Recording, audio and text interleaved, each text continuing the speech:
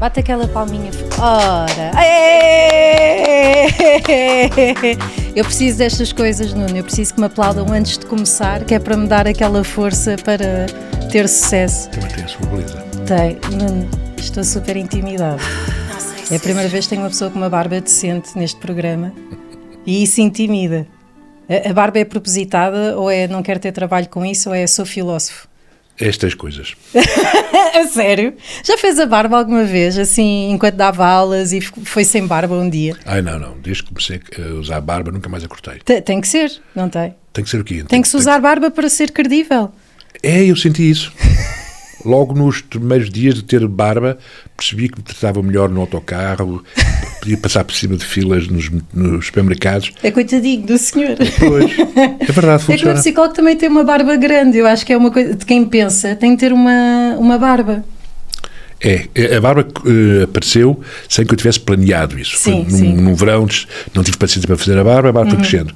E quando voltámos às aulas, olhei para mim e pensei, isto não me fica mal.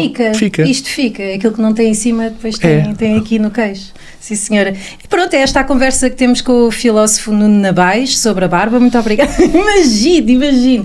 A primeira coisa que eu queria falar consigo é onde é que precisamos de filosofia nos dias de hoje? Claro que a filosofia é sempre importante, mas aquilo que eu estou a sentir agora é que a maior parte das discussões que nós temos, falta-lhes filosofia, falta capacidade de pensar. É isso que é a filosofia? Faz-nos falta? É isso que é a filosofia e é isso que caracteriza um bocado a situação atual dos meios de comunicação do nosso país. É estranhíssimo que se estejam a passar coisas fundamentais para o futuro de nós e o futuro do mundo, e nos debates imensos que há nos meios sociais nunca aparece um filósofo. É claro que isso tem que ver com a falta de respeitabilidade que os filósofos representam em Portugal. Não há uma tradição de convidar filósofos para os debates acerca do aborto, acerca do esforço da guerra, acerca os climate change. Portanto, há um hábito em Portugal de descartar os filósofos desses debates. Sim. Mas, por outro lado, também nós, filósofos, estamos a atraiçoar a própria filosofia, porque não há uma produção séria de obras, de artigos escritos por filósofos, e eles tinham essa obrigação. Portanto, temos uma exceção, que é o José Gil, não é? Que de vez em quando publica textos em jornais ou revistas, publica regularmente obras de referência, mas é mesmo um caso isolado. Nós temos uma característica curiosa, somos o país com o maior número de profissionais de filosofia por habitante, não é? Porque somos o único país que ensina 2 anos obrigatoriamente de filosofia no liceu, mais um terceiro, quem quiser seguir filosofia no 12º ano. Portanto, temos imensa gente a ser paga na área da filosofia, são professores, e somos o país da Europa que menos publica filosofia por habitante e que menos relevância, que pregnância tem nos meios de comunicação social com profissionais da filosofia. Aqui podia fazer a pergunta de onde é que começa o problema, onde é que acaba, mas provavelmente é um sistema, não é? Quando não se vê representatividade, não se tenta, as pessoas se calhar não têm disponibilidade para receber coisas complexas, paradoxos, então tudo aquilo que seja mais simples, come-se melhor. É. E também tem que ver com aquilo que eu chamo o trauma do ensino prematuro da filosofia no liceu. A maior parte das pessoas que eu vou conhecendo ao longo da minha vida e que me abordam, por exemplo, na Fábrica de Braço de Prata, é muito comum pessoas chegarem ao pé de mim e dizerem que estranho você ser de filosofia, porque a filosofia é uma coisa horrível. A memória que eu tenho do liceu é de aulas absurdas, vazias, etc. Porque, de facto, Portugal é dos poucos países que tem ensino da filosofia nos liceus. Isso é bom, ou não? Eu acho mau. Acha mal, porque é prematuro. É prematuro. Porque depois as pessoas criam uma certa resistência, não é? À filosofia, porque têm uma experiência de aulas vazias, absurdas, aborrecidíssimas. Então, mas o problema é o timing e não a estrutura do programa? Também a estrutura do programa. Que podia haver um contacto prematuro, que até há pessoas que fazem filosofia para crianças, atividades, e adaptam eu acho. No programa que me lembro eu não percebi nada e eu acho que gosto muito de filosofia. Portanto, tu também tens essa experiência? Tenho essa experiência, mas não me retirou o interesse. Simplesmente não percebi nada. Pois. Pensei, eu sou burra demais para filosofia. Foi aqui onde eu cheguei. Há professores que apostam nesse efeito dos alunos, que os levam a considerar-se burros, porque não conseguem perceber o que está acontecendo na aula. Mas os programas dos últimos 20 anos têm sido absurdos. Houve uma conquista do poder, porque nós, professores de filosofia, temos culturas diferentes no interior da comunidade filosófica. E há quem se reclame daquilo que nós chamamos a filosofia analítica, a filosofia que vem dos Estados Unidos da América, e que é sobretudo centrada na lógica, na filosofia da linguagem. Ou nos últimos tempos, nas neurociências, como se as neurociências dessem soluções para os problemas clássicos da filosofia. Mas há cada vez mais colegas meus do departamento, e depois isso transmite-se para os alunos, cada vez mais profissionais de filosofia, a identificarem-se com a tradição da filosofia analítica. E isso depois traduziu-se num novo programa, que tem 20 anos, que é um programa horroroso, que começa com a lógica, depois vai para a teoria da argumentação. É mesmo chato, parece que é deliberadamente construído para ser uma máquina de destruição de inteligências. Sim, o que advoga o espírito crítico parece que o castra. Completamente. Os alunos são convidados a memorizar paradoxos, tabelas de verdade. É mesmo um massacre que o programa atual de filosofia, que já tem mais de 20 anos, pratica sobre a cabeça dos alunos. E eu assisto a isso, não só por antigos alunos que se queixam de quando estou a dar aulas têm programas péssimos, como de jovens amigos dos meus filhos que estão entusiasmados porque vão ter filosofia, porque eu sou professor de filosofia, portanto, como sou pai de um dos amigos, e portanto vão de certeza entrar no paraíso quando começarem as aulas de filosofia, e passado um mês vêm ter comigo e dizer-me isto é uma coisa horrível, para que é que isto serve? São raras as pessoas que dizem felizmente entrei em filosofia, estou a ter aulas de filosofia e estou a adorar. São muito raras. O que é que leva uma pessoa a estudar filosofia? Que saída profissional é que uma pessoa tem além de ser professor? É isso que me surpreende todos os anos.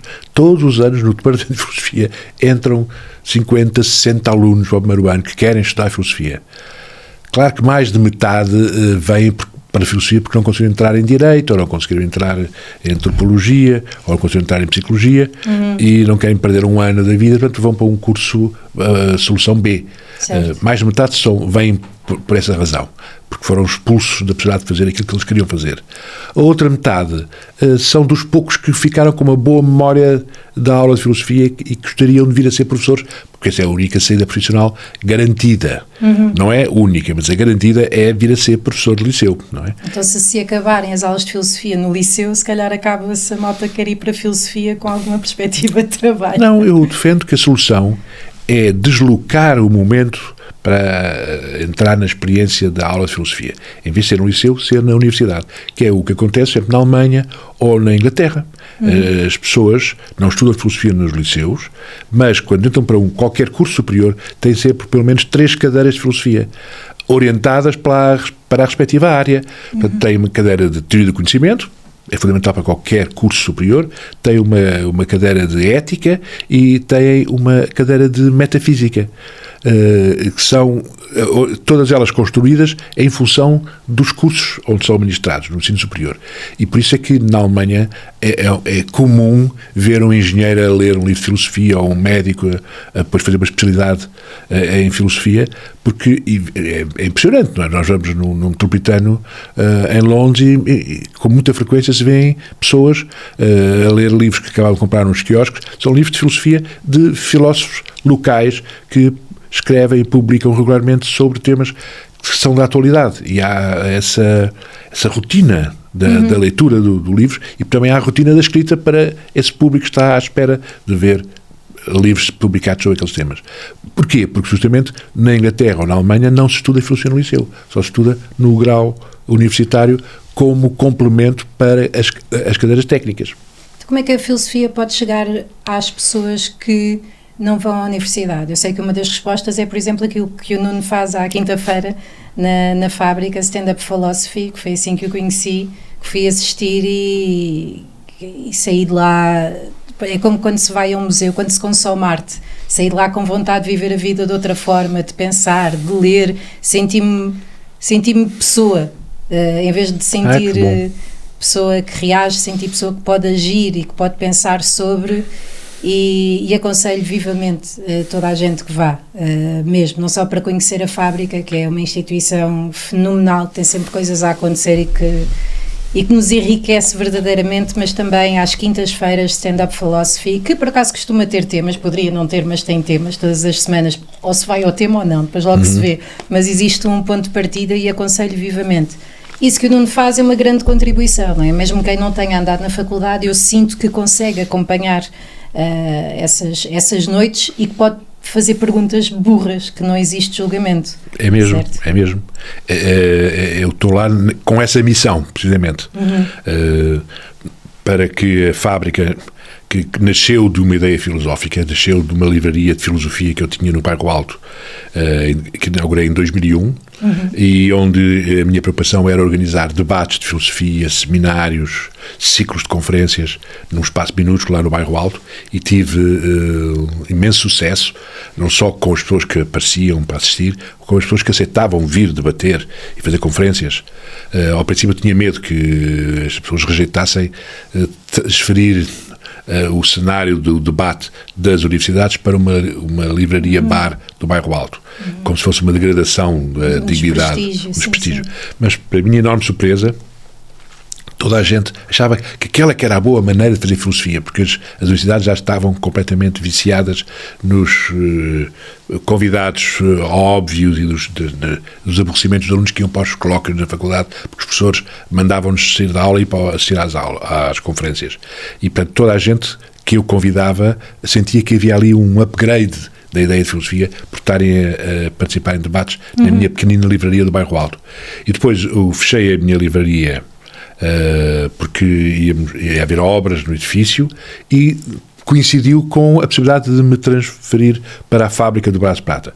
Foi uma mudança enorme de escala, porque a fábrica do Brás de Prata é 200 vezes maior do que aquela minha livraria pequenina. Sim. Mas eu quis conservar essa chama das conferências, dos debates de filosofia na fábrica, e nunca mais desisti dessa regularidade das sessões de stand-up, porque continuo a considerar, como tu referes, que é uma maneira de trazer para a filosofia pessoas ou que já estavam traumatizadas ou que nunca passaram para experiência de filosofia, e há muita gente que tem esse tipo de resposta, de abrir qualquer coisa de novo no mundo delas por terem estado num debate sobre filosofia agarrado a um copo de cerveja. Sim, além do próprio hábito de quando uma pessoa vai ao ginásio, às vezes nem é o efeito físico e a dopamina ter ido, é só por ter feito algo que lhe faz bem e já faz com que nós nos sintamos melhor connosco mesmos, vá, e faz com que também tenhamos mais vontade de pensar.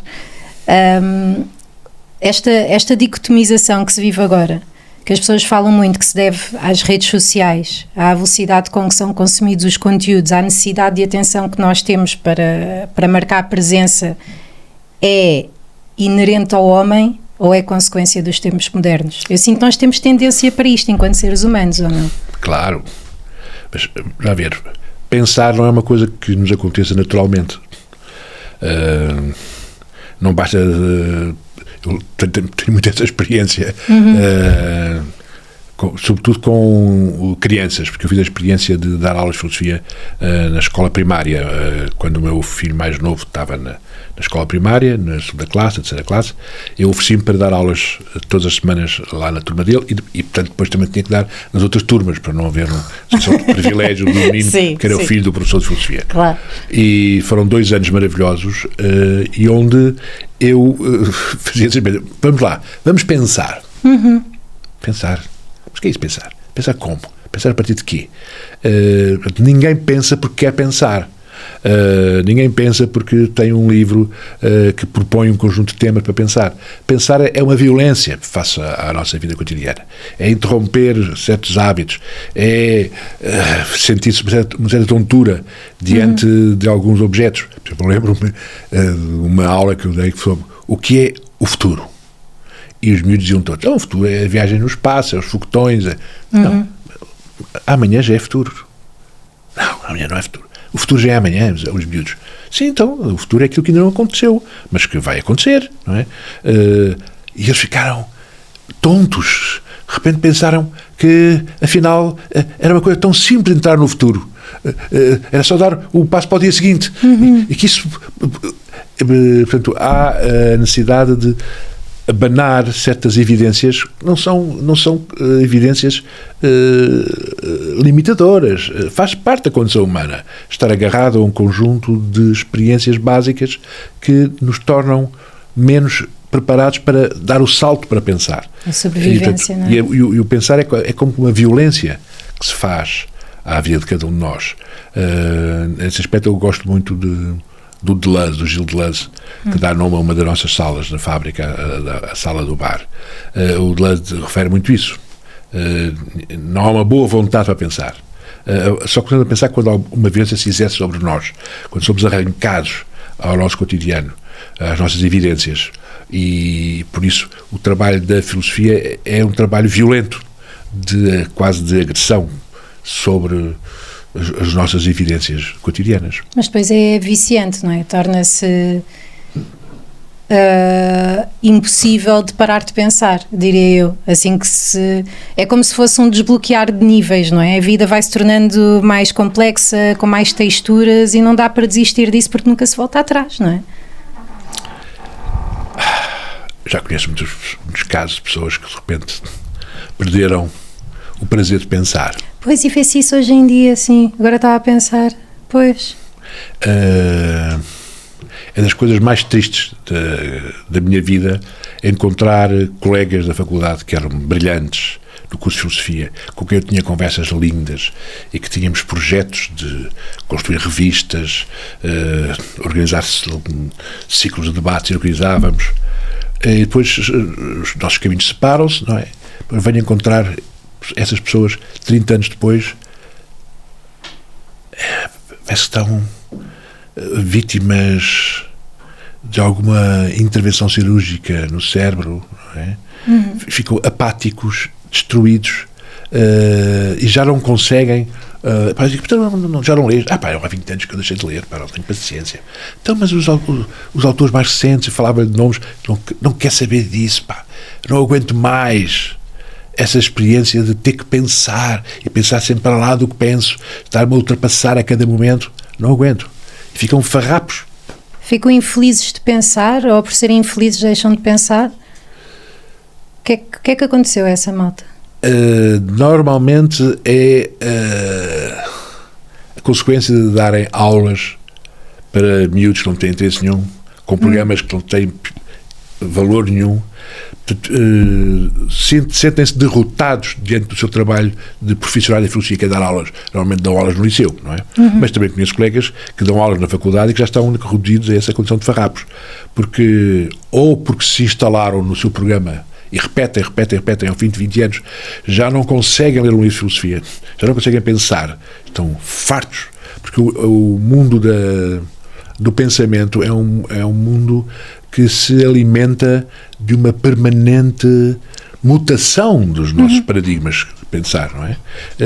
Implica uma curiosidade quase infinita, inesgotável, implica gastar milhares de euros a comprar sempre livros, novas coisas que nos estimulem. E há um momento em que as pessoas perdem a pedalada. Sim. Já não compraram o livro, aquela aula já foi uma repetição da outra aula, aqueles alunos voltam a fazer as perguntas que eles tinham feito há 20 anos e acham que estão estagnados no universo do pensamento, e isso causa... É perigoso para todos. Causa a vontade de dizer, não quero mais. Eu conheço várias pessoas que dizem, eu não consigo olhar para um livro de filosofia, sinto um enjoo. Pode acontecer. Portanto, o pensamento não é sempre gratificante. E será por se tornar um prazer num trabalho? Às vezes penso um bocado nisso em relação a outras profissões, não é? Que são apaixonados por determinado tema, mas depois de se debruçarem tanto nisso, eu imagino que quem vá para a medicina tenha muitas razões para isso, não é? Mas que seja também assolado por uma curiosidade sobre como funciona o corpo humano. Mas acredito que talvez a maioria dos médicos não continue a investigar depois de estar a exercer a sua profissão. Será que isso também acontece aos professores de filosofia? Que chega a casa e deixa-me ler a Cristina. Acontece isso muitas vezes.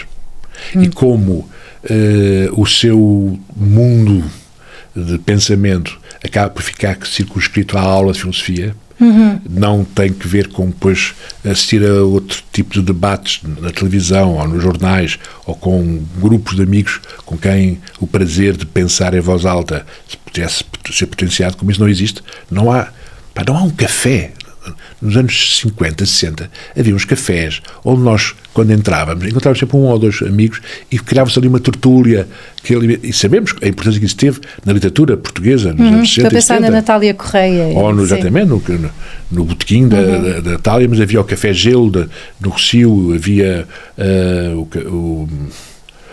o Monte Carlo, por exemplo. Fui muitas vezes assistir a conversas de crescidos no Monte Carlo, que desapareceu, era ali por baixo do Monumental. Sim. Um grande café, com o Café Império. Eram cafés onde se pensava todas as noites. Havia debates, conversas lindíssimas. Hoje já não há cafés para as pessoas se encontrarem, não é? A música está muito alta também. A música está muito alta. Não é? Sim. Portanto, não há... por exemplo, eu penso que uma das minhas ambições para a Fábrica Braço de Prata é ter salas parecidas com esses cafés dos anos 60, e a multiplicação das salas com cenários de mesas e sofazinhos. Tem espaço para isso. Tem espaço para isso.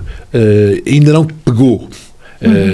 As pessoas que vão à fábrica, infelizmente, ou vão para os concertos ou vão para as cervejas. Claro que há grupos que eu vejo que se constituem e que, claro, que ficam a noite inteira a conversar. Sim.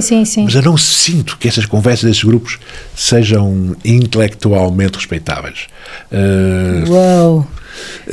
Portanto, há cada vez menos contextos onde a pessoa pense à desgarrada e saia feliz por ter ficado a noite inteira a abrir umas cervejas e a descobrir buracos nas suas visões do mundo. Isso parece que tem a ver com o nosso conceito de tempo, não é? Acho que andamos todos a sentir que não temos tempo para nada, se calhar porque temos prioridades e a forma como as coisas estão montadas. E acho também, talvez, com aquilo que nos levará ao convívio uns com os outros. Acho que utilizamos o convívio para espairecer e para nos dissociarmos, não é? E não para darmos um mergulho na nossa identidade e no coletivo, talvez. Isto sou eu a tentar ser esperta. Estão a perceber que eu estou aqui, porque estou a projetar o meu pai aqui e estou a tentar ter uma conversa inteligente. Mas acho mesmo que poderá ser isso, que as pessoas não estão habituadas a pensar. Dá trabalho pensar. Não estão a ser alimentadas também porque não têm fome. E isso tem também uma visibilidade noutra dimensão da minha fábrica. Desculpa, eu estava sempre a falar da fábrica. Não, eu faço questão até. É que a minha fábrica também tem uma grande livraria de filosofia. E é um dos meus sonhos ter a melhor livraria de filosofia do país. Há alguma concorrência? Só aqui não quero estar a... Sim, não há concorrência. É fácil. Então já está, não é fácil ter a melhor. As outras são tão pobres. É verdade. Mas, então, ok. Não é ter a melhor, ter uma boa livraria de filosofia. Ok, também acredito que sim. E ainda falta muito para ter uma boa livraria de filosofia, quer em relação ao acervo que eu tenho, ainda é pobre. Depois há uma dificuldade enorme de negociar com editoras o regime da consignação.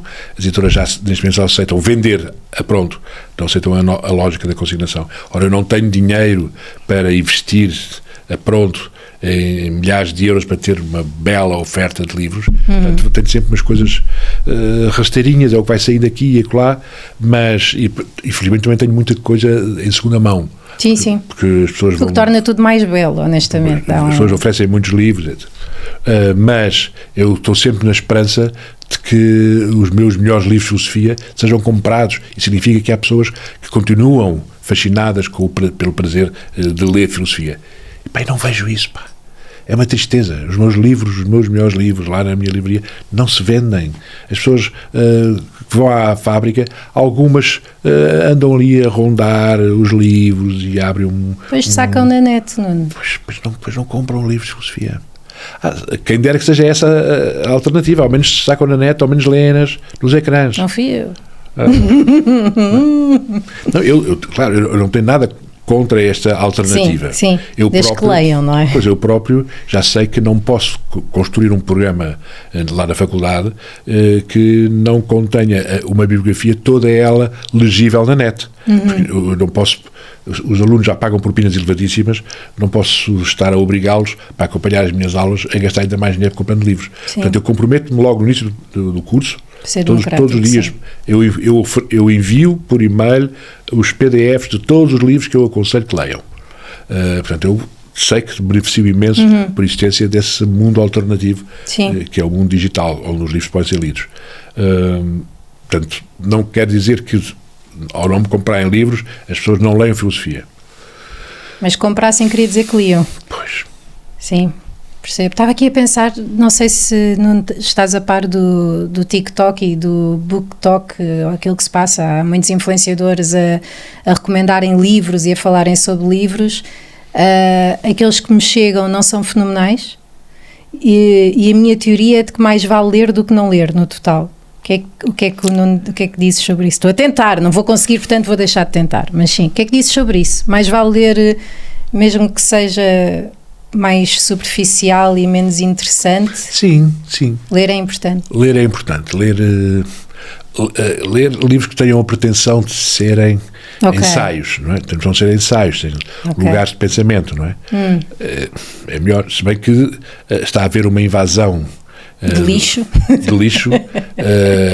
coberto dessa ideia de são livros para pensar, que são os livros de autoajuda. Era isso que eu lhe ia perguntar. Isso é muito visível justamente nas estantes da FNAC. É com muita tristeza que sempre que eu volto à FNAC vejo que a secção de filosofia vai encolhendo entalada entre a secção da autoajuda e a secção dos estudos da espiritualidade, da religião. O que é que difere uma coisa da outra? Só para as pessoas saberem, porque a mim o que me parece é, na secção de autoajuda, parece que não há legitimidade para os autores fazerem aquele tipo de afirmações. Por outro lado, sinto que é um pensamento muito mastigado e restrito, ou seja, não entrega uma mensagem completamente consolidada à pessoa e que faz com que ela não tenha tanto espírito crítico. Por outro lado, eu acho que é um incentivo, um possível começo para a arte de pensar. Portanto, não vejo assim só o lado nocivo da autoajuda. Pois não. Até porque a própria filosofia, nos últimos anos, se tem vindo a aproximar do modelo da autoajuda. Estou a pensar num dos livros que eu considero mais importantes dos últimos 10 anos, que é o livro do Peter Sloterdijk, um filósofo alemão. Está quase todo traduzido na editora Relógio d'Água, o Peter Sloterdijk, e sobretudo um livro que tem como título Tens de Mudar de Vida. Um livro maravilhoso. Ele próprio reconhece que o modelo é os livros de autoajuda, só que trabalha a questão da disciplina de si, do exercício, de faculdades cada vez mais sofisticadas, de maneira que nós nos elevemos a dimensões que normalmente só se alcançam com práticas religiosas muito sofisticadas. Ele propõe que a filosofia recupere alguma da tradição da espiritualidade, do exercício, da ascese, mas com base em textos e tradições conceptuais que têm a ver com a filosofia. E ele sabe que está a fazer um bom negócio, marketing também, um bom marketing, sabe que está a fazer um compromisso com essa invasão de livros de autoajuda, e ele considera que é possível fazer livros de autoajuda a partir da tradição da filosofia. E o livro é um monumento. Tens de mudar de vida. Está traduzido na Relógio d'Água. Ok.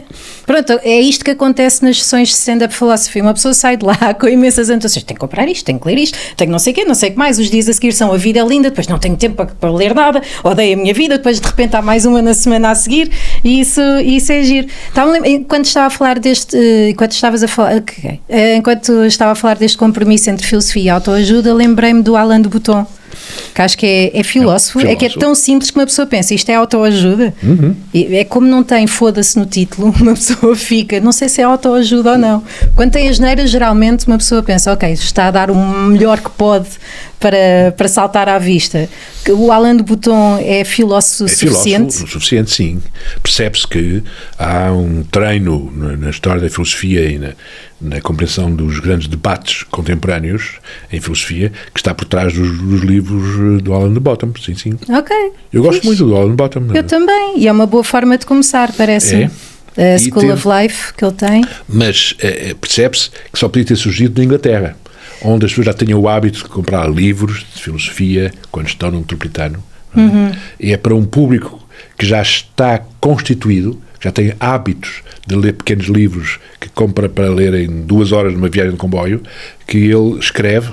E, ao mesmo tempo, também tem que ver com ele saber que há muita gente que não estudou filosofia no liceu e não entrou para a universidade e ficam com essa ansiedade se um dia eu pudesse ler filosofia, que é uma característica muito forte em Inglaterra, porque a entrada para as universidades não é tão simples como isso em Inglaterra. Portanto, as pessoas sabem, se forem para a universidade, então terão aulas de filosofia, mas como não entraram, têm ali o Alain de Botton pronto a ler. Portanto, é um fenómeno, tem muito que ver com a atmosfera intelectual inglesa. Sim. Eu recebi psicanálise durante uns anos e uma psicanalista que também tinha uma barba dizia que nós perdemos muito a encontrar referência nos Estados Unidos e nos esquecermos um bocadinho da Europa. É cá que existe a melhor filosofia? É cá que existe a melhor filosofia. Por sermos mais velhinhos? Ou por um lado, por eles serem burros? Não, é que nos Estados Unidos houve um fenómeno que agora está a ser bastante bem estudado porque os documentos estão a ser desclassificados. As primeiras grandes revoltas estudantis universitárias, não é? Aconteceram nos Estados Unidos. Berkeley, Columbia University, na altura por causa da guerra do Vietnã.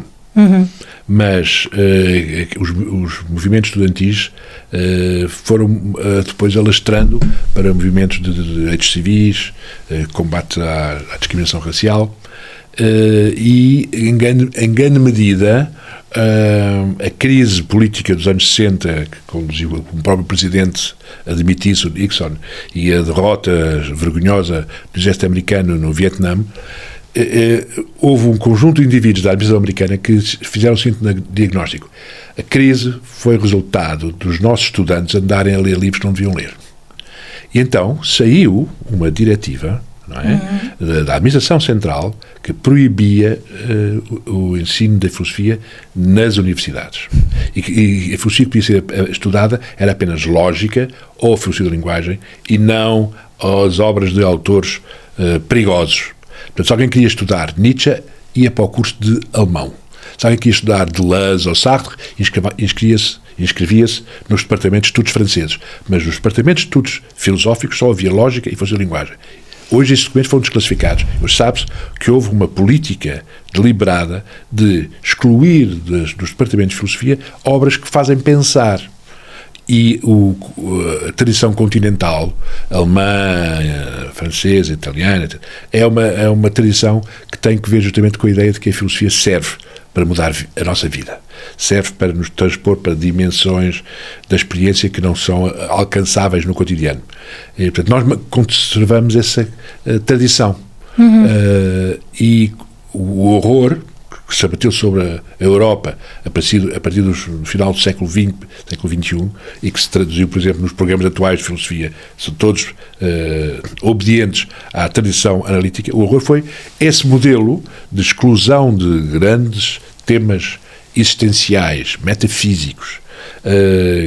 Esse modelo foi importado pela Europa e, neste momento, muitos departamentos de filosofia se orientam apenas pelos paradigmas americanos. Claro que isso tem que ver com uma lógica também comercial. Sim. Porque os americanos dominam o mercado da filosofia, no sentido em que, se tu queres subir na tua carreira académica, tens que publicar nas grandes revistas. Ora, as grandes revistas internacionais são todas compostas por comitês científicos americanos. Mas eles controlam todas as grandes revistas. Portanto, se tu não publicas segundo o diapasão da filosofia analítica, não publicas. E ao mesmo tempo eles fazem imenso dinheiro com isso, porque neste momento tu só consegues publicar um artigo se pagares para que o artigo seja publicado. Desapareceu a figura do convite a um especialista. A curadoria, não é? E, portanto, ainda recentemente saiu no Le Monde um artigo onde se dava conta do facto de grande parte do orçamento para o apoio à investigação científica em França era transferido para as revistas americanas em todas as áreas, seja medicina, física, filosofia, porque eram eles que publicavam. E, portanto, o governo francês estava a financiar, porque dava dinheiro aos investigadores franceses, mas os investigadores franceses tinham que gastar esse dinheiro pagando para publicar nas revistas americanas. Portanto, era uma transferência quase que automática de milhões de euros do orçamento francês para a investigação para os Estados Unidos, para os mafiosos que controlam. Certo.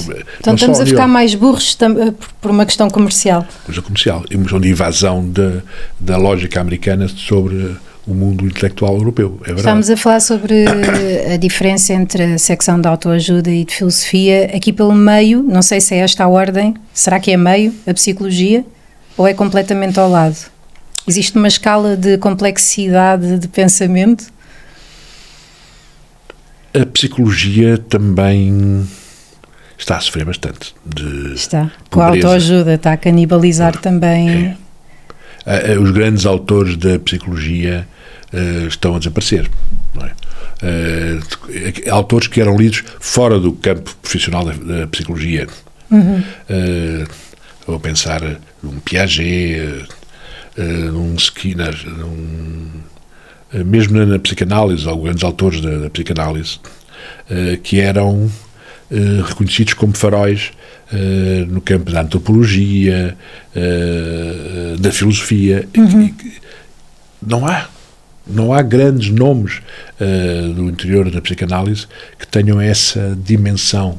A psicanálise está a morrer um bocadinho em si, não é? Pois. Como não é tão concreto e como acho que toca aí na filosofia também, está a perder o seu lado mais sexy.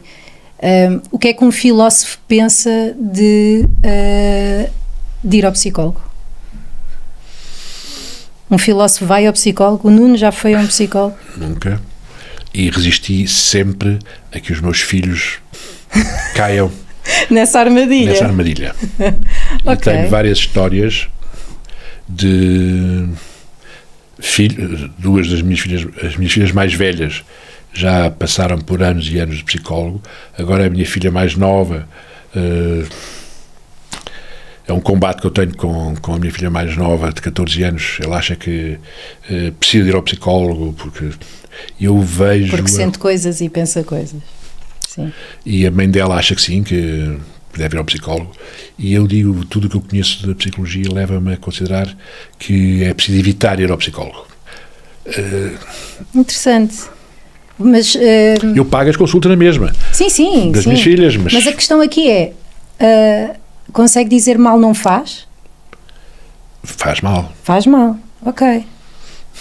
É uma boa altura para dizer que, se quiserem fazer terapia com a Highwell, tem mais de 2.000 psicólogos, o código é Joana27 e a primeira consulta fica a 16€. Se também estiverem na dúvida o que é que a psicologia ou a psicoterapia pode fazer por vocês, por 16€ acho legit experimentarem e verem se querem começar ou não começar. Aquilo que a questão aqui da ligação... Aquilo que eu faço, tenho psicólogo, faço psicoterapia há muitos anos, já fiz psicanálise e acho que conheço as desvantagens. Uma das desvantagens, e o meu ex-marido fala muito nisso em relação à minha filha, é que parece que se fica com uma xuxa para não se pensar tanto e não se sentir a dor e não aproveitar a dor para gatilho de pensar de forma mais complexa. A imagem gira essa. Também gosto. Só que isso pode ser aplicado a tanto outra coisa como ir ao psiquiatra também. Parece que se nos medicarmos também não estamos a ouvir o nosso corpo e a nossa cabeça e que não é um gatilho para pensar tão bem. Aquilo que eu sinto ao fazendo tantas consultas e fazendo terapia é que acaba por ser um momento forçado para pensar. E agora aqui depende dos profissionais. Aos profissionais do bate palminhas e respira e faz assim o tapping para te sentires melhor contigo próprio, e depois aos profissionais que aconselham livros, que aconselham em vez de medicamentos como os psiquiatras, ainda bem porque não o podem fazer, aconselham cultura. Porquê que psicologia é tão má? Ou ir ao psicólogo, porquê que não é bom? Ou porquê que não é tão bom? Não quero estar aqui a... Nos casos que eu acompanhei de filhas minhas, que tenho 3 casos que foram para os psicólogos, o efeito perverso da consulta de psicologia é que faz com que as pessoas construam imensas evidências acerca de si próprias, revelações que são completamente falsas. Eles chegavam a casa e diziam, agora é que eu percebi que o meu problema é isto. E não era nada aquele problema. Mas o psicólogo construiu de tal maneira uma história onde elas reconstituem cenas passadas, aquilo depois encaixa tudo e cria-se uma evidência acerca de qual é a raiz do meu mal e, portanto, qual é a sequência de atos que eu tenho que realizar para ultrapassar esse meu mal, que torna as pessoas demasiado, ainda mais limitadas do que estavam antes de ir para a consulta psiquiátrica ou da psicologia. Agarram-se a histórias sobre si próprias e que, como foi formulado num gabinete de psicologia, tem um carimbo de cientificidade, e por mais que eu tentasse demolir essas evidências e dizer, não, mas repara bem que tu também antes tinhas feito assim, opa, isso não interessa para nada, o psicólogo mostrou-me agora que o meu problema é este, e portanto tornam-se cristalizadas na compreensão de si próprias quando vão ao psicólogo. Então será que devíamos ir ao filósofo? Esse é um tema que eu tenho posto a mim próprio muitas vezes. Deveria haver consultas de filosofia? Há consultas de filosofia, já há pessoas aqui em Portugal que fazem consultas de filosofia. Desconhecia. São respeitáveis? Eu acho que não. Mas por isso é que o coletivo é importante, não é? Porque existe a diversidade. Quando é uma coisa só exclusiva pode ser perigoso. Ok, consultas, mas a consulta... A consulta da filosofia é algo que a pessoa constrói para si própria. Decide ler livros que nunca teria lido se não estivesse em crise. Livros que ele está disposto, a pessoa está disposta a que destruam a compreensão. A narrativa que estava a falar há pouco. E esse é o trabalho da chamemos de consulta de filosofia, que é só um jogo de aprofundamento de si mesmo em confronto com obras da filosofia que são lugares maravilhosos para pensar, não é? Os grandes livros de filosofia são quando se entra nesses grandes livros. O problema da filosofia é que para entrar num livro de filosofia é preciso ter entrado em muitos outros livros antes de entrar naquele livro da filosofia. Não é imediata a percepção da riqueza de um texto de filosofia. E ou se entra num texto de filosofia muito bom, ou se entra nos textozinhos das autoajudas e não se sai da cepa torta. Ora, para conseguir entrar no prazer de ler um grande livro de filosofia, um livro de Foucault, um livro de Nietzsche, um livro de Peter Sloterdijk, esse processo é muito penoso. Eu costumo dizer, enquanto que se põe a tocar uma sinfonia de Beethoven, imediatamente aquilo nos exalta. Ressoa logo, sim. E nós sentimos, eu gosto de Beethoven, eu quero ouvir Beethoven para o resto da minha vida. Conseguir sentir a força sinfónica do grande livro de filosofia são anos de preparação, são anos de treino. E ninguém tem paciência para isso. As pessoas acabam por desistir a meio, não é? Mas se conseguissem chegar ao prazer de entrar num grande livro de Foucault. O Foucault tem livros, por exemplo, a História da Sexualidade do Foucault. Três livros. 3 volumes da História da Sexualidade. Agora já sei o 4º volume póstumo. De reunião de materiais. Não, é um livro que ele já tinha quase acabado quando morreu. Okay. E a irmã não deixou publicar, porque era sobre o período cristão da História da Sexualidade. E a irmã era muito católica, então não permitiu que se publicasse. Mas já afinou a irmã, portanto... Não, a irmã não afinou. A irmã entrou em falência financeira e então percebeu que a única salvação era vender por uma fortuna. Deus não a ajudou. O manuscrito do irmão à Biblioteca Nacional. Ele fez fortunas com a venda desse manuscrito, que foi publicado agora em 2018, o 4º volume da História da Sexualidade, com o título As Confissões da Carne. Ainda bem que houve crise de Lehman Brothers para ver se a irmã permitiu publicar. Descosia dessa riqueza. Sim. Mas, por exemplo, ler os 4 volumes da História da Sexualidade do Foucault é uma experiência de consulta filosófica, em que a pessoa dedica, hoje vou dedicar 2 horas um bocadinho a este pedaço do livro, e isso produz uma mudança de pele radical no ato de ler esses livros. Portanto, além de ser onamismo cultural, eu sinto-me superior a toda a gente por ter lido. Já fiz isto por mim, adicionei mais uma camada de conhecimento, é ridículo, mas sinto isso, que realmente é verdade, consigo ver mais um pouco daquilo que existe. Como é que eu falámos sobre a possibilidade de perder a capacidade de pensar, ou de se enjoar da capacidade de pensar, ou de se ficar triste ao ponto de se perder a capacidade de pensar, apesar da tristeza ser um bom motor, não é? Para pensar. Ainda se vai a tempo de pôr os velhos a pensar. É possível o burro velho aprender línguas? Falo-lhe, e vou meter aqui outro tema, só deixa-me ver. Eu vou estender a entrevista. Esta questão, por exemplo, do feminismo, da identidade de género, são temas mais complexos para quem tem já noções bastante cristalizadas da realidade, que me parece que acontece à medida que vamos envelhecendo.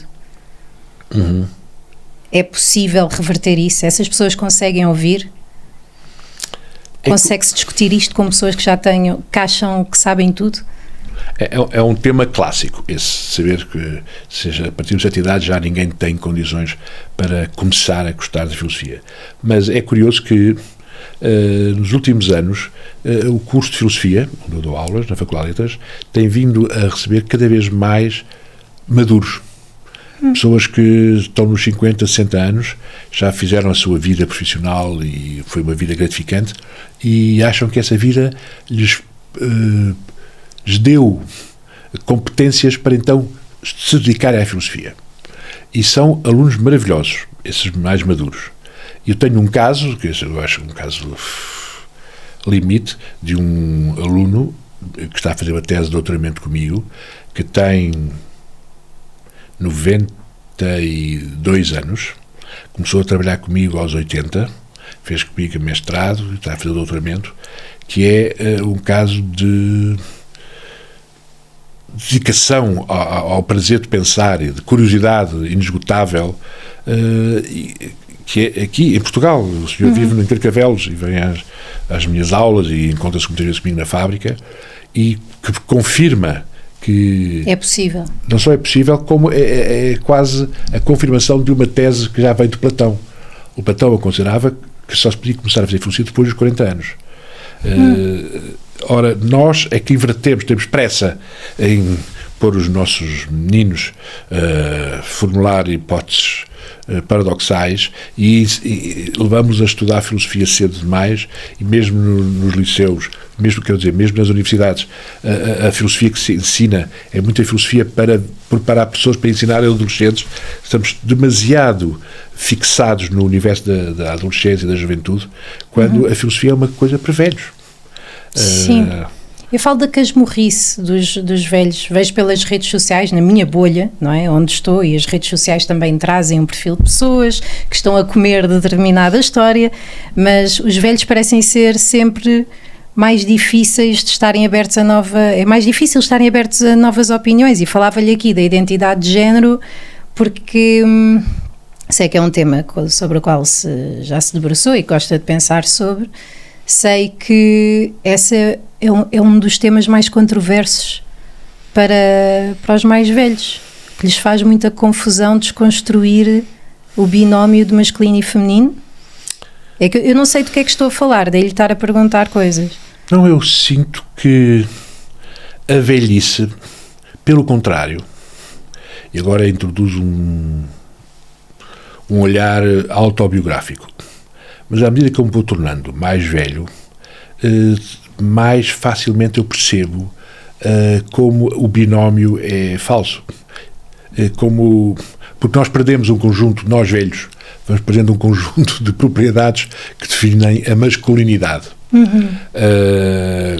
que é inevitável, não é? Com a chegada da velhice. E eu dou por mim a sentir-me muito mulher. com a perda das testosteronas, com a perda do conjunto de traços de masculinidade. E sinto isso também com outros amigos que passam pelo mesmo processo de degradação da sua masculinidade e que muitas vezes, não é por acaso, não é? Que normalmente são os velhos que se dedicam a certas práticas pedófilas, a certas práticas, tornam-se homossexuais no fim da vida, mas isso é mesmo um fenómeno, chamemos biológico, que preparam as pessoas de uma certa idade para perceber que esse binómio é capaz de ser uma construção social demasiado estricta, não é? Eu acho que ser jovem é cair muito mais facilmente nos binómios. Ser velho, depois de já ter passado por muita coisa, de ver o seu próprio corpo transformar-se, tornamos-nos mais abertos a pensar a multiplicidade dos géneros. Está a pensar nisso porque eu sinto que os jovens, não sei se isto, uma pessoa tem medo de falar sobre isto, não porque seja, porque é complicado não saber das coisas, falar de coisas tão sensíveis, e eu tenho noção da minha ignorância, portanto estou aqui assim, mas estou a fazer perguntas, malta. Eu sinto que os jovens estão agora a desafiar esses conceitos, ou que estão a aprender agora esses conceitos, mas às vezes pergunto-me se estão a pensar neles ou se estão a engoli-los. Pois. Porque acho que é diferente, não é? Muito o chegar diferente, lá de o adotar, acho que é diferente. E não estou a questionar a verosimilhança do sentimento ou da representação daquilo que se sente. Mas é isso que me está a dizer, que os mais velhos chegam lá? Chegam lá, e os mais novos também chegam lá, num processo também biológico de indeterminação sexual na passagem da infância para a adolescência. Eu assisti a isso, por exemplo, com o meu filho mais novo.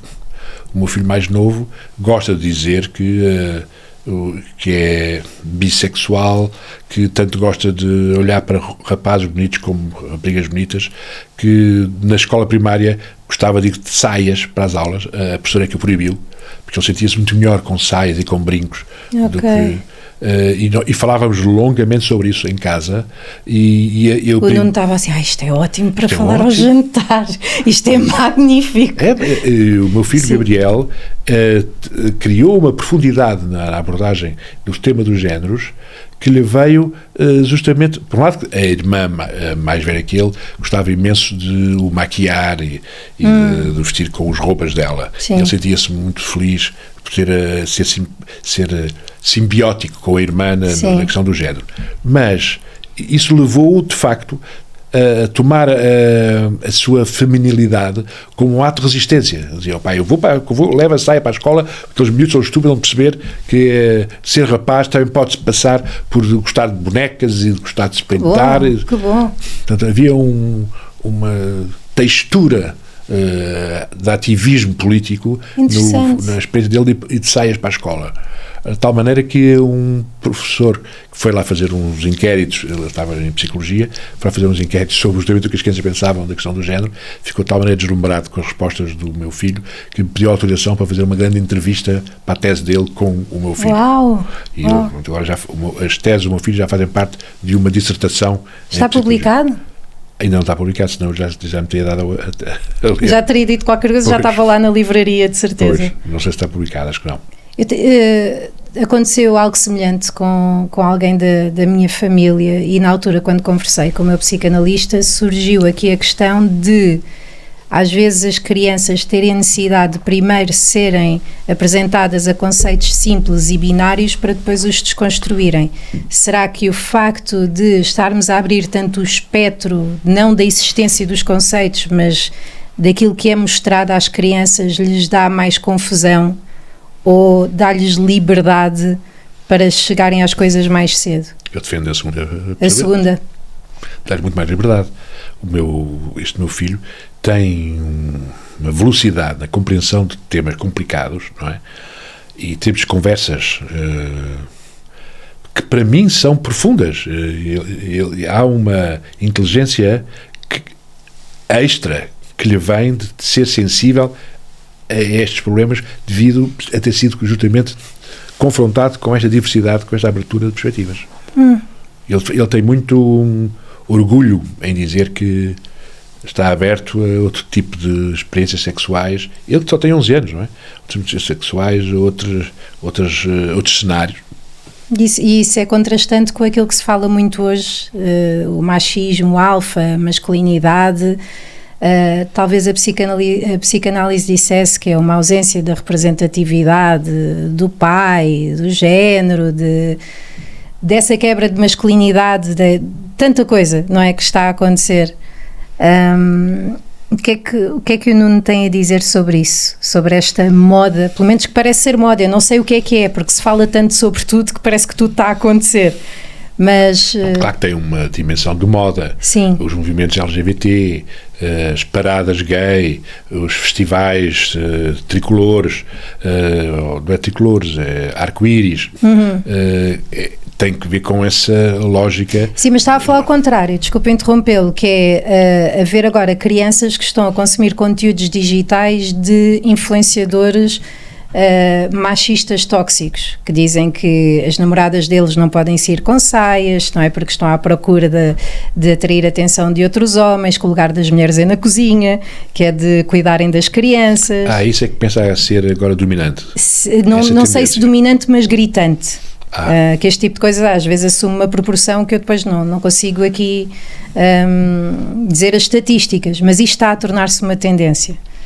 Não sabia disso. Agora está a dar a volta. Pois não fui sensível a isso. Não tem esse conhecimento. Por isso, quando estava a falar do seu filho, eu pensei, olha que fixe.